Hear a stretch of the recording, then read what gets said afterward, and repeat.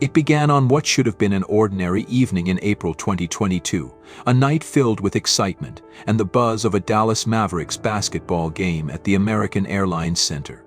Among the crowd was 15-year-old Natalie Kramer, attending the event with her father, Kyle Morris. But what started as a father-daughter outing would soon unravel into a nightmare that neither Kyle nor Natalie could have foreseen. As the game progressed, Natalie turned to her father and told him she needed to use the restroom. Kyle thought nothing of it. After all, she was a teenager, and this was a public, heavily trafficked venue filled with families.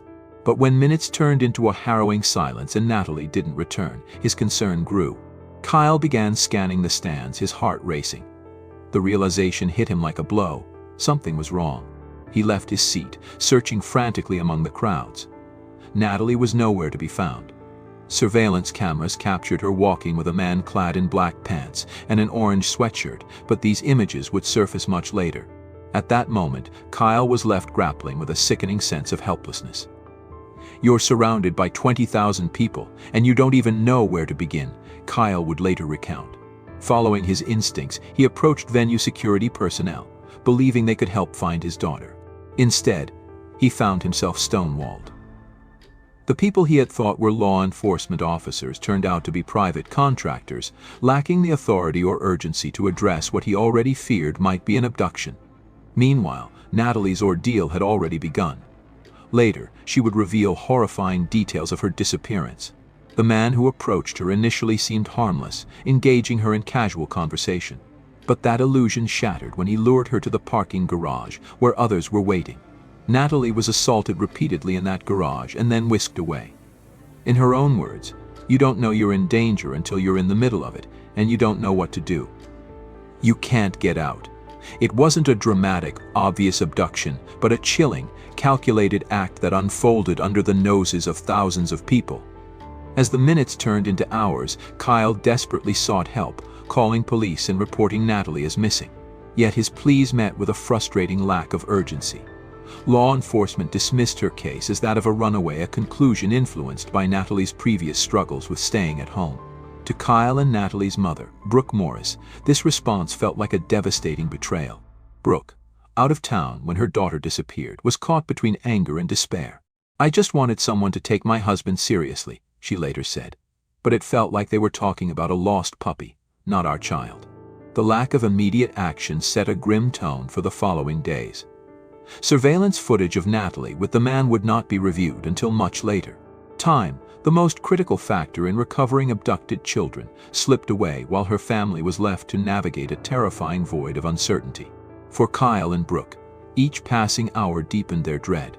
For Natalie, it marked the beginning of 10 days of unimaginable trauma. Despite the odds, Natalie's story would not end in silence. What followed was a desperate fight for her life, a family's unrelenting determination, and a chilling revelation about the vulnerabilities that allow such crimes to unfold in plain sight. As Natalie Kramer walked away from her father's side that night, she had no idea her life was about to change forever.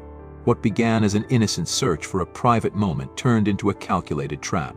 The man who approached her seemed unassuming, striking up casual conversation. He played the part of a friendly stranger, offering companionship in a bustling arena filled with thousands of spectators. Yet his calm demeanor masked sinister intentions. Natalie later described the terrifying reality. "You don't know you're in danger in the middle of it, and you don't know what to do." The man, later identified as Emmanuel Gossezina, led Natalie to a parking garage connected to the American Airlines Center. Once there, she discovered he wasn't alone. A group of men surrounded her, and the sense of control she thought she had vanished instantly. The horror began immediately. Natalie was sexually assaulted right there in the parking garage. Overwhelmed and outnumbered, she was powerless to resist as the men forced her into a vehicle. They drove her away from the bright lights and safety of the arena, plunging her into a dark world where her life was no longer her own. For the next 10 days, Natalie endured unimaginable suffering. She was trafficked across state lines to Oklahoma, where she was sold for sex.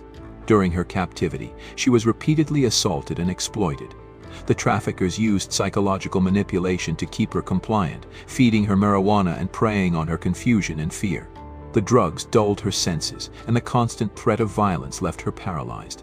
If they could leave, they would. she said, speaking about victims of trafficking. "There's no room to judge people because they can't get out." One of the most horrifying aspects of Natalie's ordeal was the normalcy with which it all occurred. She was taken to an extended stay America hotel near the Oklahoma City airport, where she was kept in plain sight.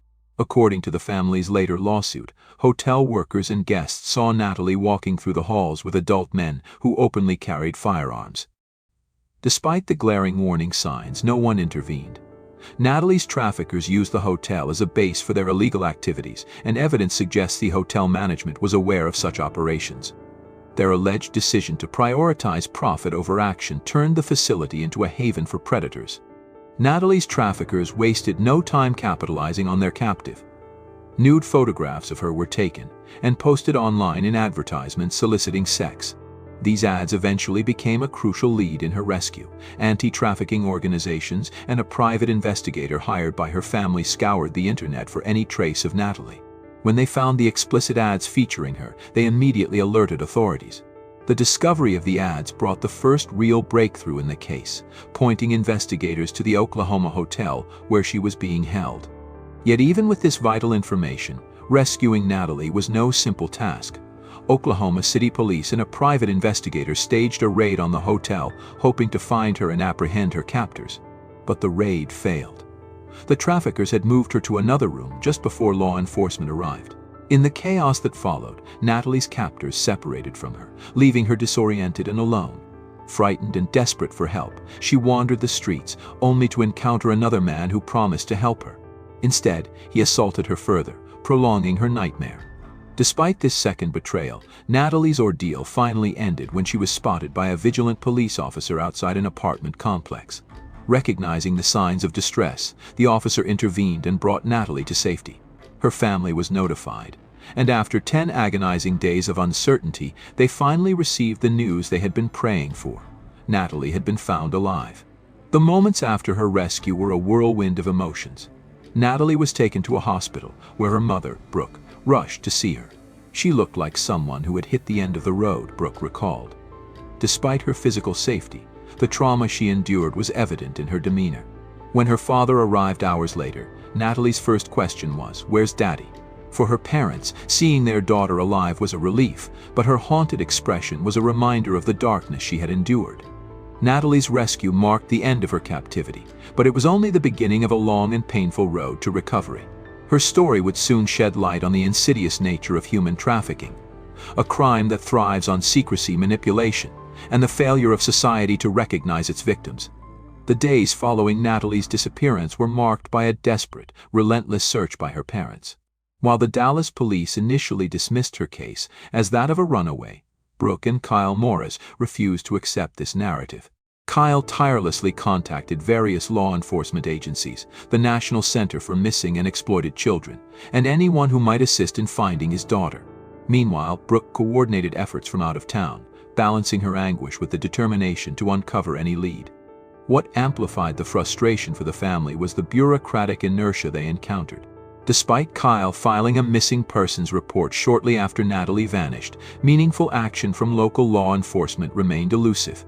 "It felt like they were talking about a lost puppy," Brooke said later, reflecting on the indifference. As each day passed, the likelihood of finding Natalie diminished, and the chilling reality of her situation weighed heavier on her parents. Realizing the limitations of the authorities, the Morris family turned to private investigator Dennis Mark, based in Houston. Using social media and leveraging contacts in anti-trafficking organizations, Mark worked tirelessly to trace Natalie's whereabouts. A breakthrough came when Mark discovered explicit online ads featuring a young girl who matched Natalie's description. Her family confirmed it was her, catapulting the investigation into action. These ads provided critical information, pointing to an extended stay America hotel in Oklahoma City as the site of Natalie's captivity. Armed with this lead, Oklahoma City police and local vice units coordinated a raid on the hotel. The operation, however, ended in a devastating failure. By the time officers stormed the suspected room, Natalie had already been moved to another location. The traffickers, spooked by the increased attention, scattered. This setback was a brutal blow to both law enforcement and Natalie's parents, who had pinned their hopes on an immediate recovery. But the raid, though unsuccessful, applied pressure on the trafficking network. The chaos forced Natalie's captors to separate from her, leaving her vulnerable but also offering a slim chance of escape. Alone and disoriented, she wandered the streets of Oklahoma City. Tragically, her attempt to find help led her into the hands of another predator who sexually assaulted her, compounding the trauma she had already endured. As time passed, the urgency among investigators grew. With the traffickers on edge, authorities intensified their efforts, tracking movements and following leads generated from the hotel raid. Their persistence finally paid off. A patrol officer noticed Natalie walking near an apartment complex, her appearance matching the description shared in alerts. The officer quickly intervened, and Natalie was taken into protective custody. The moment her parents received the call about her rescue, the emotional weight of the last 10 days seemed to crash down at once. Kyle, who had been in Texas at the time, described it as a mix of overwhelming relief and residual fear. "I immediately grabbed my bag and drove to Oklahoma," he said, recounting the hours-long journey to be reunited with his daughter. Brooke, already in Oklahoma City, was brought to the hospital where Natalie was receiving care. The reunion was both heartwarming and heart-wrenching. Natalie, physically safe but emotionally shattered, asked her mother, "Where's Daddy?" The moment Kyle arrived, she clung to both her parents, the enormity of her ordeal etched in her face. Though Natalie was finally safe, her rescue was bittersweet. The failure of systems meant to protect her was glaringly evident. Police at the Dallas Mavericks game had missed a critical opportunity to intervene when Natalie, just moments after leaving her seat, was seen on camera with her trafficker outside the arena. As Brooke later discovered, Natalie had even been near officers as the game ended, standing amidst the dispersing crowd. If they had just communicated her description, Brooke lamented, they could have found her right there. The ordeal also highlighted the stark gaps in interagency communication and urgency. It was not the initial efforts of law enforcement, but the work of a private investigator and anti-trafficking organizations that led to her rescue. These delays extended Natalie's captivity and deepened her trauma. The aftermath of Natalie's rescue marked the beginning of accountability. Arrests began shortly after her recovery, with multiple individuals charged for their involvement. Kenneth Nelson, a convicted sex offender who had been linked to Natalie at the Oklahoma hotel, pleaded guilty to charges of manufacturing and distributing child sexual abuse material, as well as human trafficking. He received a 25-year prison sentence. 7 others faced charges ranging from rape to aiding and abetting trafficking operations. Despite these convictions, the family could not escape the anger that one key suspect, Emmanuel Gosesena, the man seen leading Natalie from the game, was released due to insufficient evidence. For Natalie's parents, the systemic failures went beyond law enforcement. The family filed a lawsuit against the Extended Stay America Hotel where Natalie had been held, accusing the hotel of turning a blind eye to the trafficking operation. According to the lawsuit, staff and guests witnessed Natalie in the company of adult men, some visibly armed, yet took no action. This wasn't happening in secret, the lawsuit stated. The signs were there. The investigation may have brought justice to some of the perpetrators, but the family's fight was far from over. Natalie's rescue illuminated the dangerous gaps in trafficking prevention, and her parents vowed to ensure her story would lead to change. The rescue of Natalie Kramer brought her to safety, but it was only the beginning of a grueling legal battle to bring those responsible for her trafficking to justice. In the weeks following her recovery, law enforcement arrested several individuals connected to the trafficking operation, uncovering a web of exploitation that stretched across multiple states. Kenneth Nelson, a convicted sex offender, emerged as a central figure in the case. He had used someone else's ID to check into the Extended Stay America Hotel in Oklahoma City, where Natalie had been held captive. The evidence against him was overwhelming, and he eventually pleaded guilty to charges including human trafficking, child abuse, and creating child sexual abuse material. He was sentenced to 25 years in prison, but for Natalie's family, this was far from the resolution they sought. The man who had initially lured Natalie away from her father, Emmanuel Gosesena, faced charges of sexual assault of a minor. However, in a shocking turn, a Dallas County grand jury declined to indict him, citing insufficient evidence. Zena was released, a decision that left Natalie's parents outraged and disillusioned. How can someone who played such a key role in our daughter's abduction walk free? Brooke Morris questioned, echoing the family's frustration with the justice system. Other individuals involved in Natalie's exploitation faced various charges. 2 women were accused of taking nude photos of her and posting them in online advertisements, while another man was arrested for second-degree rape. Several others were charged with crimes linked to the trafficking operation, ranging from aiding and abetting to direct sexual abuse of a minor. Though some convictions brought a measure of accountability, the family remained haunted by the knowledge that justice was incomplete. Beyond criminal proceedings, Natalie's family pursued civil action, filing a lawsuit against the corporate owners of the Extended Stay America Hotel. The suit alleged that the hotel had not only failed to recognize signs of trafficking, but had also willfully ignored them. According to the lawsuit, staff members and guests had seen Natalie walking through the hotel with armed adult men. These red flags, the family argued, were unmistakable yet met with silence. This wasn't happening behind closed doors, the lawsuit stated. The signs were there, and they chose to look the other way. The legal fallout extended beyond the hotel. The family also criticized the American Airlines Center, where Natalie's ordeal began. They argued that the venue had insufficient security measures, allowing Zena to enter using a fake ticket. This lack of oversight, combined with the failure to effectively communicate Natalie's description to officers on site, created the perfect conditions for her abduction. Had the police been alerted to look for her immediately, they could have found her within minutes, Kyle Morris lamented. Surveillance footage later confirmed that Natalie had been standing on the venue steps, surrounded by officers, as the game ended. The family's lawsuits aimed to hold institutions accountable, but they also sought to highlight systemic flaws that enabled Natalie's trafficking. Hotels, sporting venues, and even law enforcement agencies bore responsibility, they argued, for failing to protect vulnerable individuals. The case became a rallying cry for advocates fighting to improve anti-trafficking measures and prevent future tragedies. Despite the legal progress, the emotional toll on Natalie was immense. Testifying against her traffickers forced her to relive the trauma, and navigating the slow, complex justice system often felt like reopening wounds that had barely begun to heal. Yet Natalie's family remained steadfast in their pursuit of justice, driven by the hope that their efforts could create lasting change. The criminal and civil cases surrounding Natalie's ordeal painted a grim picture of the systemic failures that allowed her trafficking to occur. Though convictions and lawsuits brought some accountability, they also underscored the pervasive challenges in combating trafficking. For Natalie and her family, the fight was not just about punishing those responsible, but about ensuring that her story served as a catalyst for reform. Natalie's rescue marked the end of her captivity, but it was only the beginning of her journey toward healing. The trauma she endured left deep scars, physical, emotional, and psychological.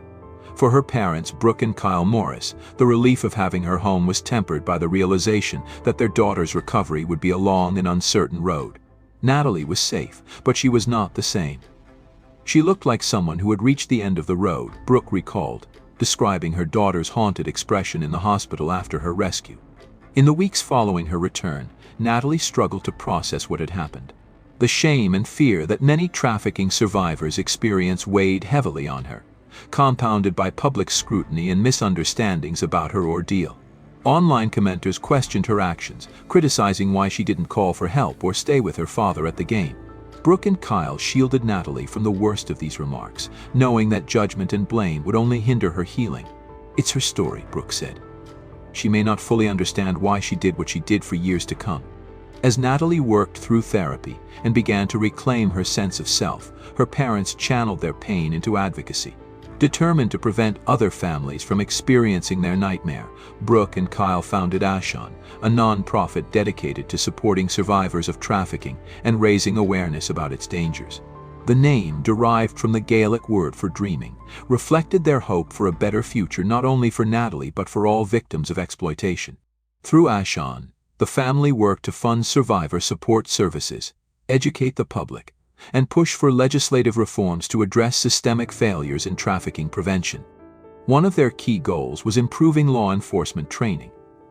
During Natalie's disappearance, Brooke and Kyle had been stunned by the lack of urgency from police. Officers failed to act on key leads, dismissed the severity of the situation, and treated Natalie as a runaway rather than a victim.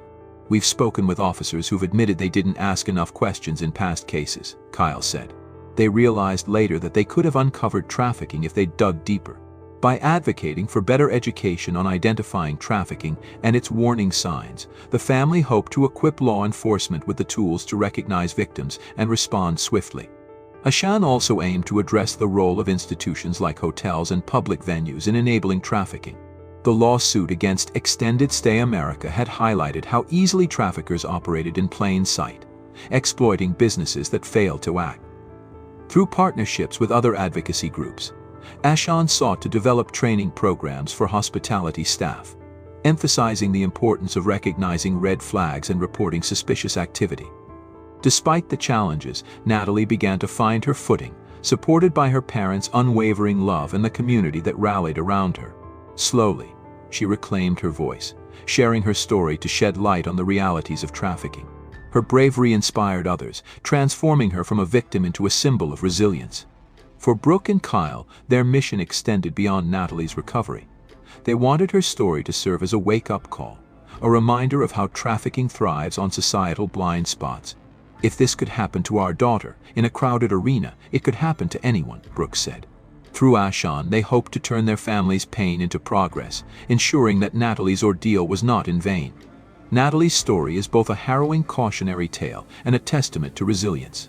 For her parents, the ordeal revealed not only the dark underbelly of human trafficking, but also the systemic failures that allowed it to thrive.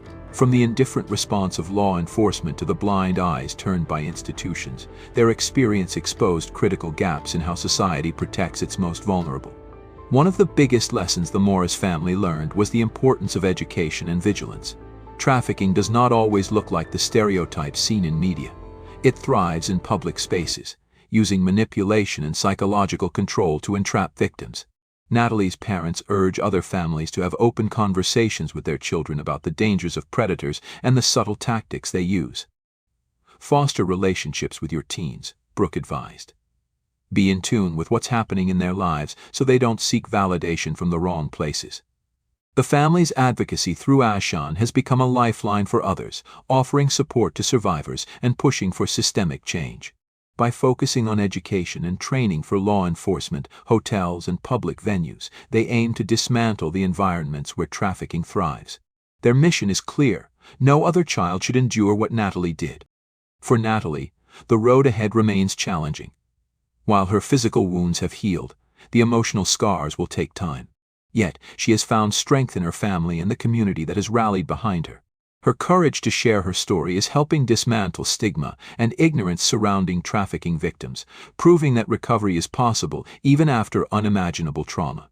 As Brooke and Kyle reflect on their journey, they emphasize the need for continued vigilance, compassion, and systemic reform.